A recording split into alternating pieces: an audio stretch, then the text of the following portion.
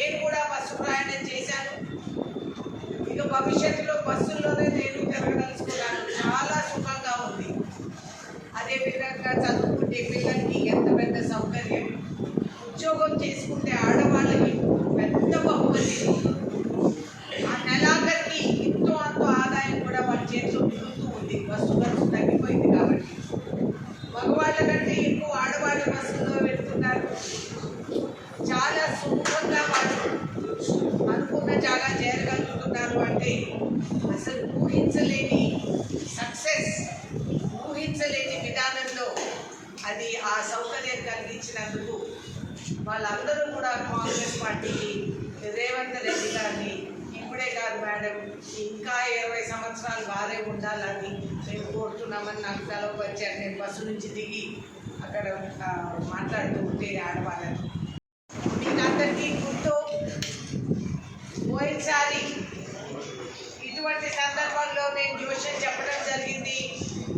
ఈ జిల్లాలో అప్పుడున్న మంత్రి తుడుచుకుపోతారు అని, రాష్ట్రంలో కాంగ్రెస్ పరిపాలన వస్తుంది అని చెప్పిన జోష్యం సుమారు నెల రోజులు మీరందరూ కూడా అనుభవిస్తున్నారు. ఒక రకమైన స్వేచ్ఛ, ఒక రకమైన మనోధైర్యం, ఒక రకమైన నమ్మకం ఇవాళ ప్రజల్లో బహిరంగంగా తెలిసిపోతుంది. మాట్లాడితే ఏమవుతుందో, ఎంఆర్ఓ ఆఫీస్కి వెళ్తే ఏమవుతుందో, పాస్బుక్ ఇస్తే తిరిగి రాదేమో, ధరణిలో నా భూములు పోతాయేమో, అటువంటి భయాలన్నీ కూడా తొలగించేశారు రేవంత్ రెడ్డి గారు రాష్ట్ర ముఖ్యమంత్రి గారు అనేది మీరందరూ గమనించే ఉంటారు. రాబోయే రోజుల్లో లోకసభ ఎన్నికల్లో కూడా ఇదే తీర్పు జరగబోతుంది అనేది మళ్ళీ నేను జోష్యం చెప్తున్నాను. ఈ పోటీలో ఇందాకే నందమూరి తారక రామారావు గారి 28వ వర్ధంతి, దానికి నన్ను ఆహ్వానిస్తే నేను వెళ్ళి ఎన్టీఆర్ సర్కిల్ కాడ ఆయన విగ్రహానికి పూలదండేసి అక్కడ నందమూరి గారి అభిమానులు కూడా ఆడవాళ్ళు ప్రత్యేకంగా నన్ను గౌరవించుకొని వాళ్ళు నన్ను ఆహ్వానిస్తూ అక్కడ టీడీపీ వాళ్ళందరూ కూడా బహిరంగంగా భవిష్యత్తులో కూడా కలిసికట్టుగా పనిచేసుకుంటామని వారు చెప్పటం మాకెంతో మనోధైర్యం పెంచిన వారిని చెప్పి వారికి నేను కృతజ్ఞతలు చెప్పడం.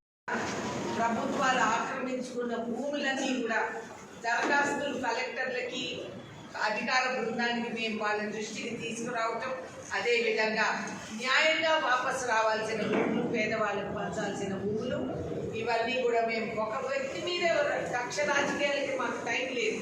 మేము ఒక వ్యక్తి గురించి కాదు, కానీ సామాజిక ధర్మం, సమాజ న్యాయం, ఈ సమాజ నిర్మాణం అని కాంగ్రెస్ పార్టీ పట్టే లక్ష్యానికి అమలు చేసే విధానంగా ఈ కార్యక్రమాలు జరుగుతూ ఉండగా ముస్తఫా అనే వ్యక్తికి మా కార్పొరేటర్ మొహమ్మద్ యాసర్ ముస్తఫాకి నేను మనస్ఫూర్తిగా అభినందిస్తున్నాను, గర్వపడుతున్నాను.